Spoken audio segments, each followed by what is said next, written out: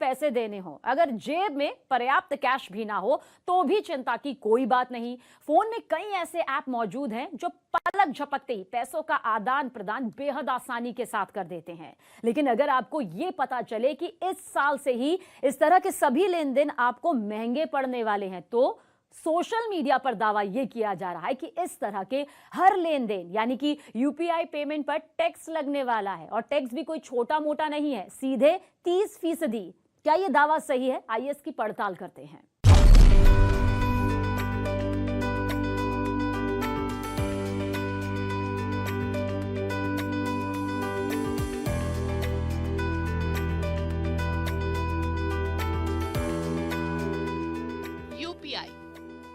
यानी unified payments interface से जिंदगी कितनी आसान हो गई है।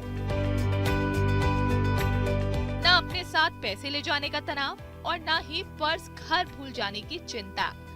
बस एक क्लिक से पैसों का लेन देन हो जाता है। लेकिन अब ये लेन देन आपको महंगा पड़ सकता है। सोशल मीडिया पर इनकम टैक्स विभाग की ओर से जारी किया गया एक नोटिस वायरल है, जिसमें पैसों के व्यावसायिक लेन देन करने पर 30% तक इनकम टैक्स देने की बात की गई है।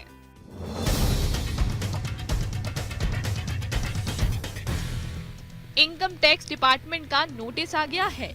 यूपीआई पेमेंट या डिजिटल लेन देन करने वालों से 30% टैक्स वसूल किया जाएगा। इस नोटिस के साथ एक लेटर है जिस पर इनकम टैक्स डिपार्टमेंट और भारत सरकार की मोहर है। साथ में इसी साल की तारीख भी पड़ी हुई है।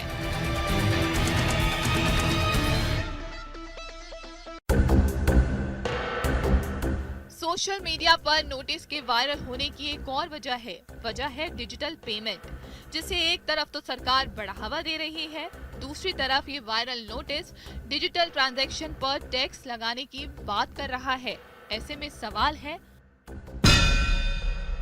कि क्या सच में पैसों का डिजिटल लेन देन महंगा होने वाला है और इस पर टैक्स लगाया जाने वाला है?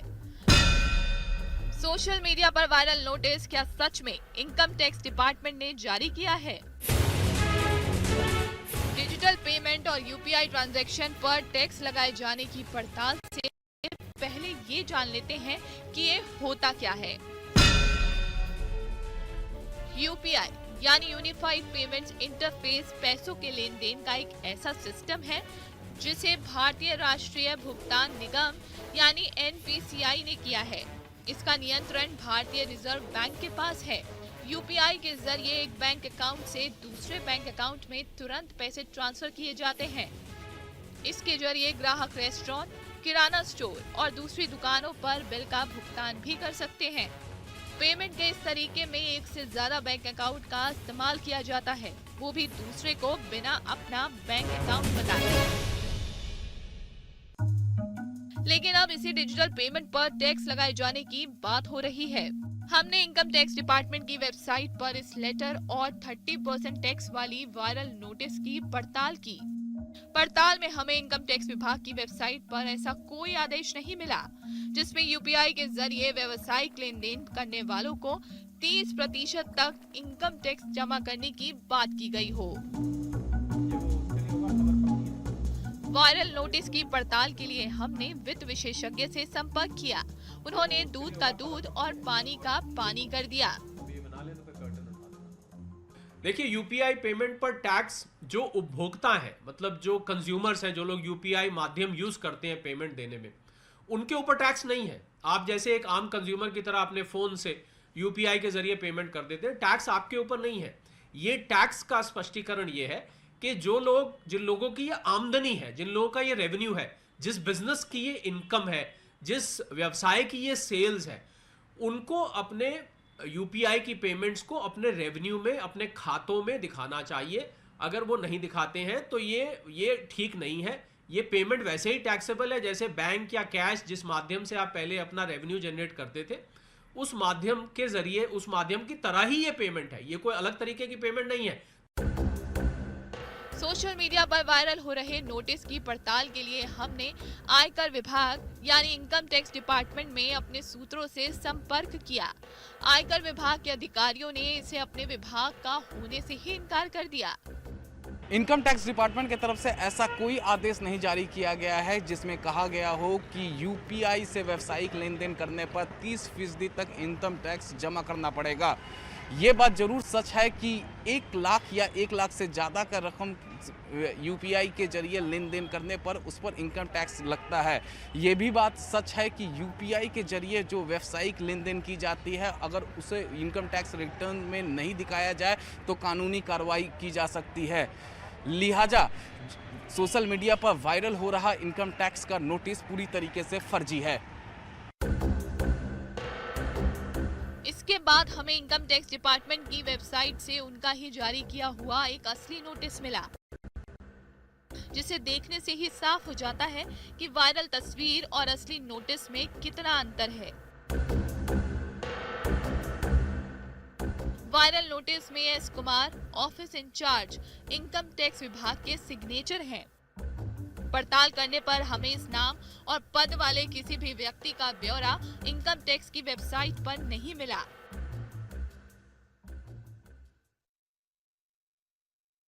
इनकम टैक्स ऑफिस में ऑफिस इंचार्ज जैसा कोई पद नहीं होता। इनकम टैक्स ऑफिस में इंस्पेक्टर्स होते हैं। इनकम टैक्स ऑफिस में क्लार्क लेवल पे होते हैं, एलडीसी, यूडीसी होते हैं। इंस्पेक्टर के बाद इनकम टैक्स ऑफिसर होते हैं। इनकम टैक्स ऑफिसर के बाद assistant commissioner of income tax होते हैं। उनके ऊपर deputy commissioner of income tax होते हैं। उनके ऊपर कमिश्नर ऑफ इनकम टैक्स होते हैं। उनके ऊपर chief commissioner of income tax होते हैं। ऐसा कोई ऑफिसर इंचार्ज का इनकम टैक्स ऑफिस में कोई पद नहीं होता।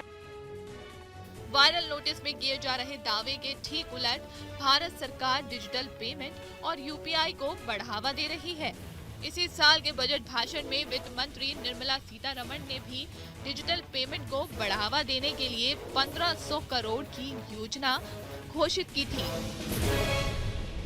साफ है कि इनकम टैक्स डिपार्टमेंट के नाम पर बनाए गए एक मनगढ़ंत नोटिस के जरिए लोगों में यूपीआई को लेकर भ्रम फैलाया जा रहा है। न्यूज 18 इंडिया की पड़ताल में सोशल मीडिया पर वायरल नोटिस फर्जी पाया गया है।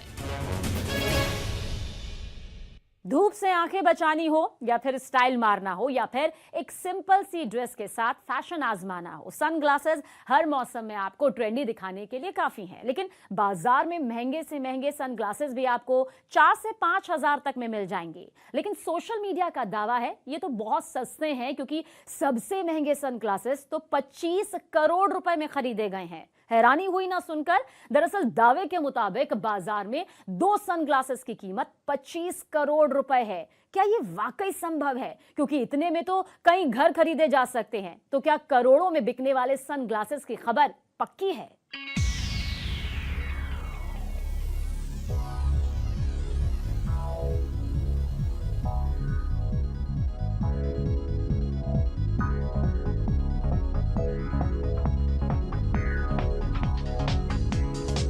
सनग्लासेस पहनते हैं ना आप, अलग अलग रंग, स्टाइल और डिजाइन के चश्मे।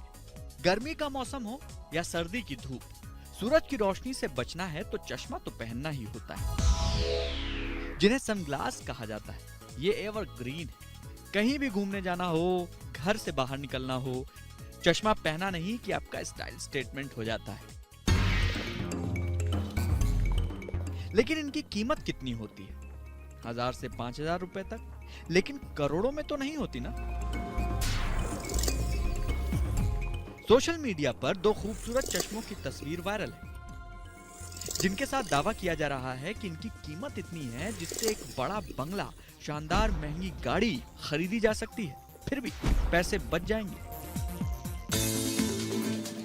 वाह, क्या खूबसूरत चश्मे हैं, देखते ही बनते हैं। लेकिन पता है इन चश्मों की कीमत क्या है? 24 से 25 करोड़ रुपए। ऐतिहासिक। यूं तो काले, हल्के भूरे, नीले, पीले, लाल, हरे, अलग अलग रंग और अलग अलग डिजाइन के चश्मों से बाजार भरा पड़ा है।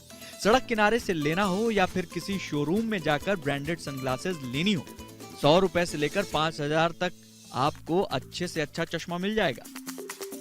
फिर भला इन चश्मों में ऐसा क्या खास है जो इसकी कीमत 24 से 25 करोड़ रुपए है? चश्मे की कीमत 25 करोड़ क्यों? क्या ये चश्मे हीरे या सोने से बने हैं? इन चश्मों के साथ ऐतिहासिक कहानी की क्या बात है? हमने वायरल हो रहे दोनों चश्मों की पड़ताल शुरू की। वायरल हो रहे दावे के साथ दी गई चश्मों की तस्वीर को हमने इंटरनेट पर खोजना शुरू किया। पड़ताल के दौरान हमारे हाथ न्यूज़ 18 की रिपोर्ट लगी, जिसमें इन चश्मों की खासियत और इनकी कीमत के बारे में बताया गया है। दरअसल ये दोनों चश्मे 17वीं शताब्दी यानी मुगल काल के जमाने के हैं। दोनों में से एक चश्मा हीरे से बना है तो दूसरे में पन्ना जड़ा हुआ है। हीरे लगे चश्मे को हलो ऑफ लाइट नाम दिया गया है तो पन्ने वाले चश्मे को गेट ऑफ पैराडाइज नाम दिया गया है।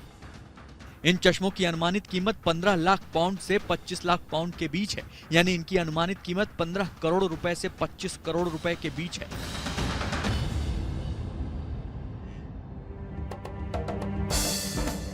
रत्न विशेषज्ञों और इतिहासकारों के लिए ये दोनों चश्मे किसी चमत्कार से कम नहीं, क्योंकि इस अनोखे चश्मे की कहानी 17वीं शताब्दी के मुगल भारत में शुरू हुई, जहां शाही धन, वैज्ञानिक ज्ञान और कलात्मक प्रयास सभी एक साथ अपने चरम पर पहुंच गए थे। उसी समय एक राजकुमार के कहने पर एक कलाकार ने एक हीरे को यह आकार दिया जिसका वजन 200 कैरेट से अधिक था, तो शानदार पन्ने का वजन कम से कम 300 कैरेट है। इन दोनों चश्मों को लंदन के एक नीलामी घर में रखा गया है, जिनकी नीलामी 22 अक्टूबर को होनी है, जिसकी शुरुआती बोली 15 से 25 करोड़ रुपए के बीच की होगी। चश्मों में हीरे और पन्ने जड़े होने की वजह से इनका वजन काफी ज्यादा है, इसलिए इसे बहुत संभाल कर रखा गया है। लेकिन जो भी इन्हें खरीद कर अब पहनेगा, यकीनन वो चकाचौंध के साथ ही दुनिया को देखेगा। न्यूज़ 18 इंडिया की पड़ताल में वायरल खबर पक्की साबित हुई है।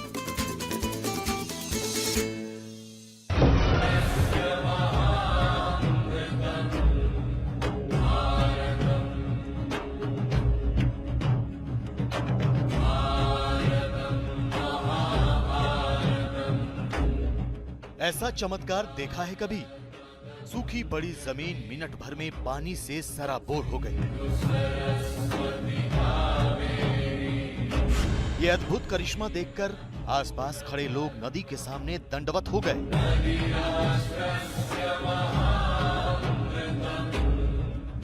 हो भी क्यों ना, दावा किया जा रहा है कि ये नदी धरती पर सिर्फ 1 महीने के लिए ही आती है। सोशल मीडिया के शब्दों में कहें तो प्रकट होती है। दक्षिण भारत की ये नदी पितृपक्ष की अमावस्या को प्रकट होती है और दीपावली के दिन अमावस्या को विलीन हो जाती है। सिर्फ 1 महीना है ना, प्रकृति का अद्भुत चमत्कार। रेतीली जमीन पर अचानक एक नदी प्रकट हो जाती है। ये नजारा जितना हैरानी भरा है, उससे भी ज्यादा रहस्यमयी है इस नदी की कहानी। पितृपक्ष की अमावस के दिन ये नदी प्रकट होती है और दीपावली की अमावस को वापस लौट जाती है। कहां? किसी को पता नहीं। ऐसे में ये वीडियो सवाल खड़े करता है कि ये कौन सी नदी है जो सिर्फ 1 महीने के लिए ही धरती पर आती है? कहां से आती है ये नदी और फिर कहां विलुप्त हो जाती है? क्या जिसे प्रकृति का चमत्कार बताया जा रहा है, ये मुमकिन भी है? सोशल मीडिया पर पड़ताल के दौरान हमें ये वीडियो और एक मैसेज के साथ नजर आया। अद्भुत दर्शन। कावेरी नदी तमिलनाडु के मायावरम गांव में वर्ष में एक बार नवरात्रि के दिन बहती है। इसके बाद अपने आप सूख जाती है। आप भी सूखी हुई नदी में कलकल बहते पानी के दर्शन कीजिए। यानी पहली बार नहीं जब ये वीडियो वायरल हो रहा है। ये वीडियो साल 2017 से वायरल हो रहा है, लेकिन इस मैसेज में एक नाम साफ है, कावेरी। पड़ताल के दौरान हमें यह पता चला कि कावेरी नदी तो कभी सूखती ही नहीं है। लगभग 800 किलोमीटर के अपने बहाव में इस नदी में हमेशा भरपूर मात्रा में पानी रहता है। ऐसे में सवाल है कि जब नदी सालों भर पानी से लबालब भरी होती है तो वायरल वीडियो में दिख रही कौन सी नदी है और किस क्षेत्र में बह रही है? पड़ताल के दौरान हमें एक अखबार में कावेरी नदी पर छपी एक रिपोर्ट मिली। 2017 की इस रिपोर्ट में बताया गया है कि कावेरी नदी में पानी छोड़े जाने की घटना 2017 की ही है, लेकिन ये वीडियो तमिलनाडु के मायावरम का नहीं बल्कि तंजावुर जिले में तिरुमनूर का है। कावेरी नदी की ये धारा अचानक बहने जरूर लगी, लेकिन ये प्रकृति का कोई चमत्कार नहीं है, बल्कि उसका पानी मेट्टूर बांध से छोड़ा गया।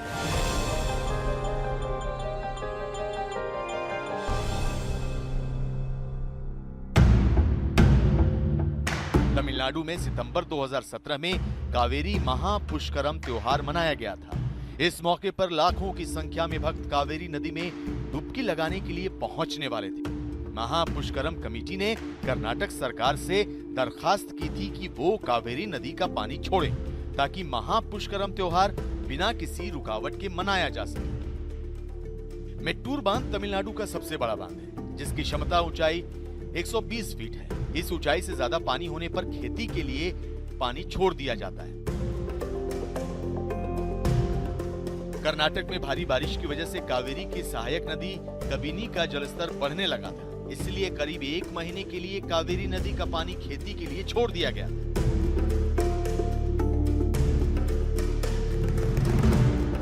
न्यूज़ 18 इंडिया की पड़ताल वायरल वीडियो के साथ जो दावा किया जा रहा है वो गलत साबित हुआ है।